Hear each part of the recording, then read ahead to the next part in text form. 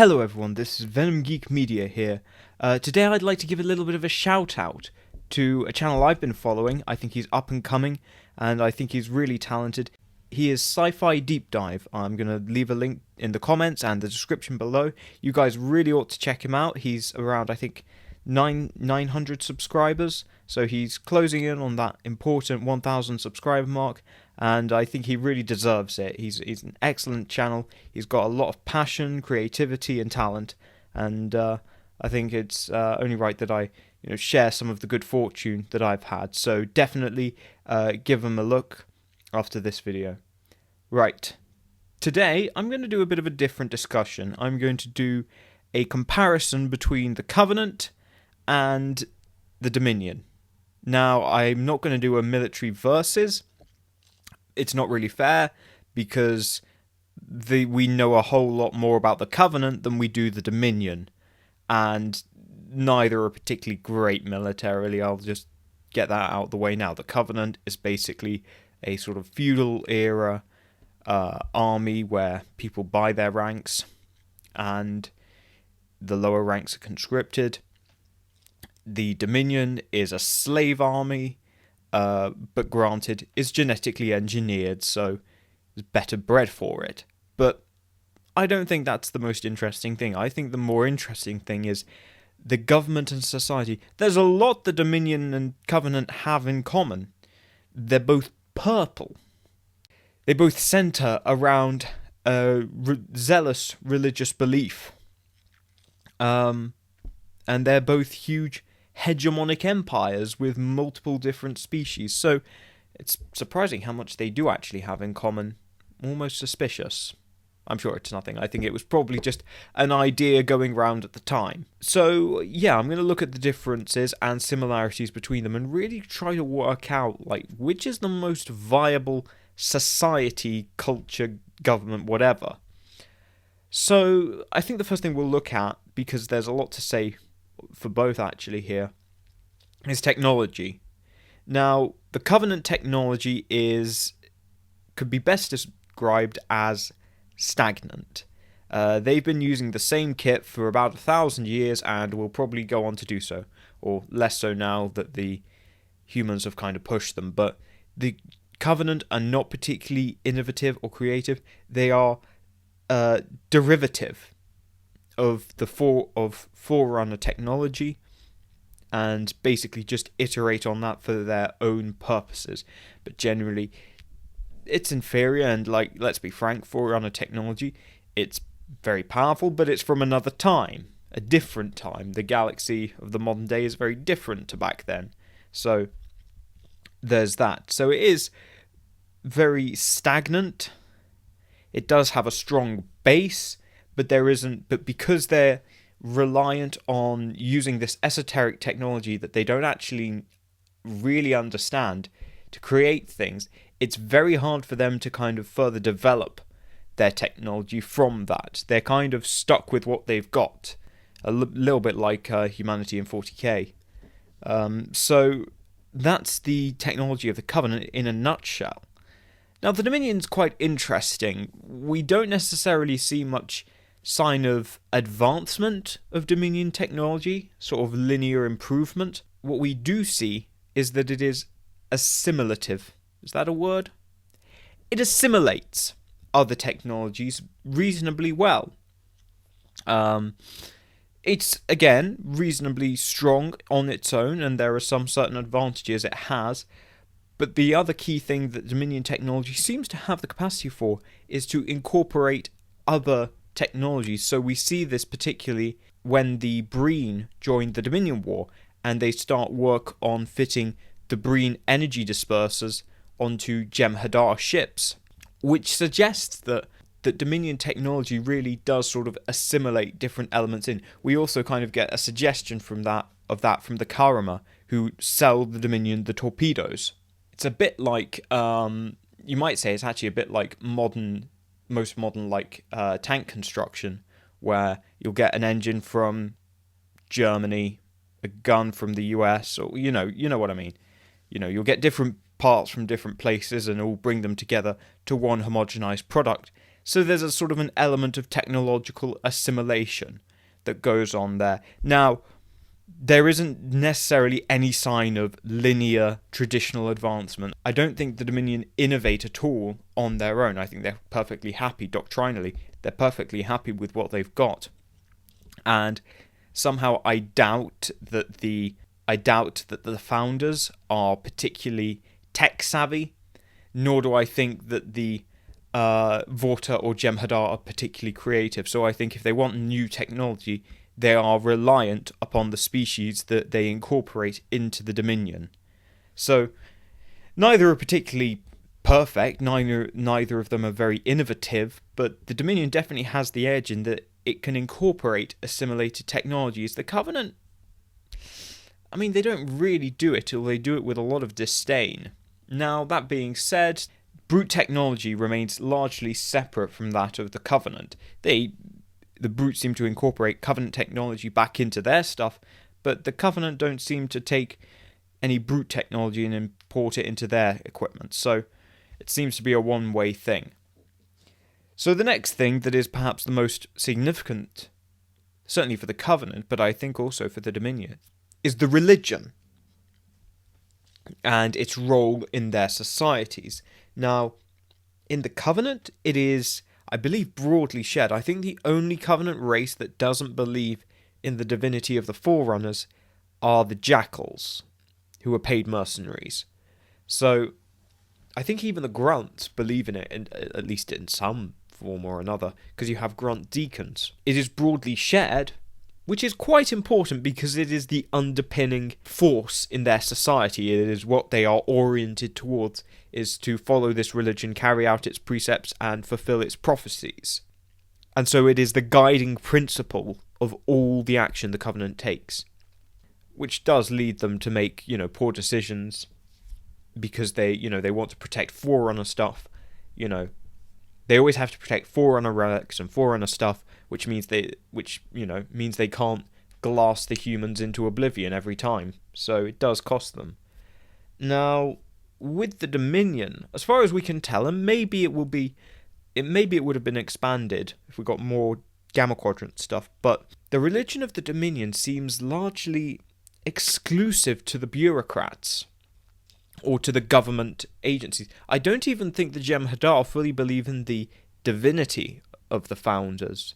I think they believe the founders are important VIPs that they are bred to serve, but I don't think they believe them to be divine in the way that the Vorta seem to. The Vorta hold the founders in very high esteem and do definitely view them as walking gods.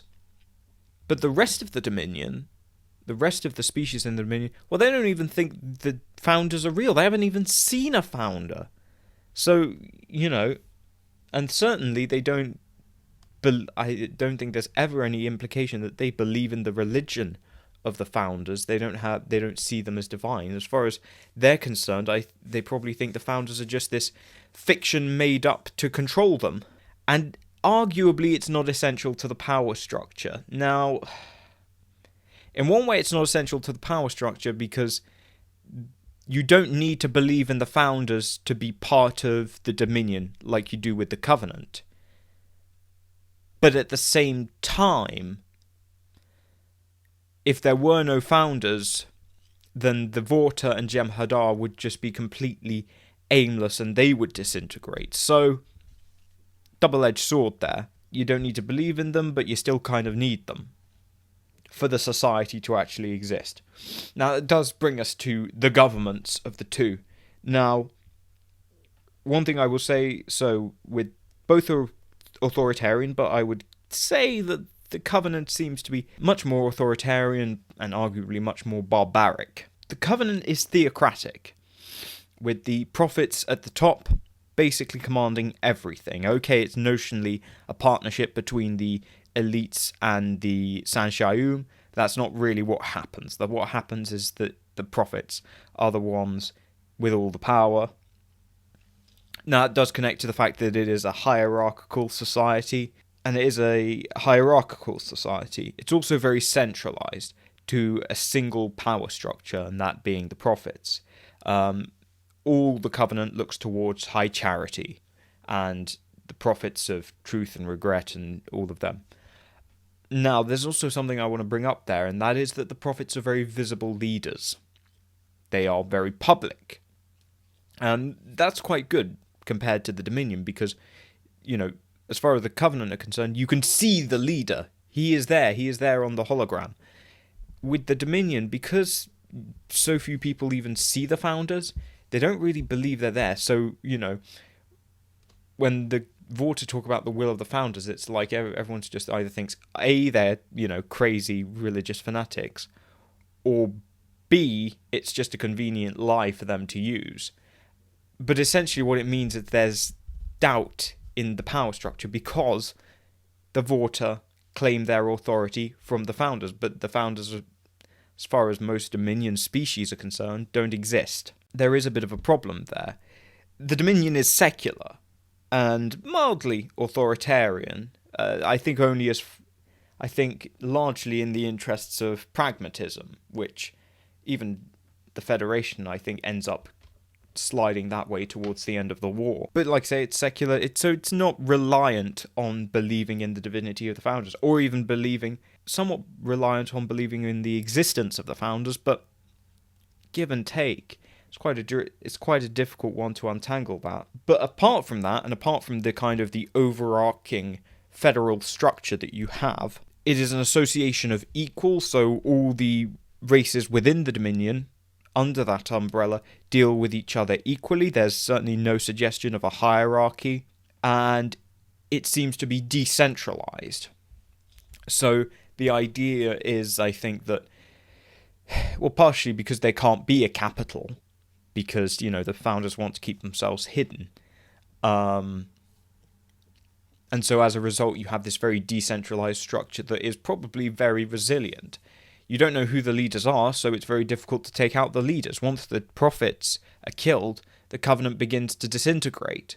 Whereas, okay, you could kill the Founders, and maybe that would leave the Jem'hadar and Vorta aimless, without purpose, but the underlying structure of the Dominion, the political relationships that have developed under that umbrella, may well continue. Some kind of Dominion might persist long after, even if the Founders were killed, like some kind of like a Holy Roman Empire, or like the Byzantine Empire, a continuation empire of some description might exist after the Dominion, after the Founders and the overarching structure of the military disintegrates. So that's quite interesting. Now, that does bring me actually to an element of Covenant society that is quite resilient. So while the religion is very centralized and, you can poke holes and all of that, the hierarchical structure of the Covenant, while it initially seems to have been, enforced, it seems to have naturally acquired a life of its own, due to the kind of the biological differences between the different races of the Covenant. They find themselves in different roles that they're all specifically suited for. Yes, of course, that's gameplay, but this hierarchical structure persists into post-war militaries. Not only does it persist in the more fanatical Storm Covenant, but more importantly, it persists in the notionally secular Banished. Even the Banished continue to have brutes and elites up top, grunts and jackals below. So it's quite a strong structure, since it persists even in the absence of the religion and government. That kind of overarching military, that hierarchy, seems to be quite strong, and it kind of suggests that the Covenant is more than just a formal political alliance, that there is sort of a ground-up symbiosis between these different species. There seems to be some kind of ground-up symbiosis between the different Covenant species, that they continually rely on each other, even when they're not bound by this religious belief. Now, on one side, I said that possibly the Dominion could without the Founders, could still form some kind of fragment empire. Equally, it could go the other way. It could be completely fractured, with completely disparate peoples with no interest of working with one another after the founders are gone. The races remain isolated and unintegrated. There's no reason to push these societies together to kind of improve differences. So presumably the Dominion is spending a lot of time putting out diplomatic bushfires within its own borders because they don't really seem to force integration. I mean, we see there does seem to be a problem with that even within the Federation, is that you have long-standing disputes between Federation member worlds that take a long time to resolve, and I think the Dominion probably has a similar problem, if not even more so, because there aren't these unifying ideals that need to be shared, unlike in the Federation where you do need to share in some unifying ideals and principles. And in the Dominion you don't. You just have to be politically. It's just a purely political relationship rather than a cultural, societal relationship. So it's very reliant on that overarching federal government to survive. So, I mean, playing out the scenario, we know what happens with the Covenant when the Prophets go. Covenant kind of continues without losing a step, really, as if really nothing happens. And ultimately, we see that the Covenant is more than just its religious structure. Now, without that religious structure for the Dominion that guides the action of the Vorta, that guides, that motivates them, and that gives the founders their authority, without that, and without the founders, if the founders had been killed with the virus, then the Dominion might well have fragmented and disintegrated very quickly. Now, I'd probably say it would be a combination. But so, yeah, those are my thoughts. What are yours? I'll also give a shout out now to my members, particularly my newest members, including Martin McConville and Pendleberry P, as well as Laquan Wilson, Valen85, Anthony Tallarico, and BOS Domestic Disputes. Thank you guys for joining the channel and continuing to support the content that I make. And I'll see you guys in the next video.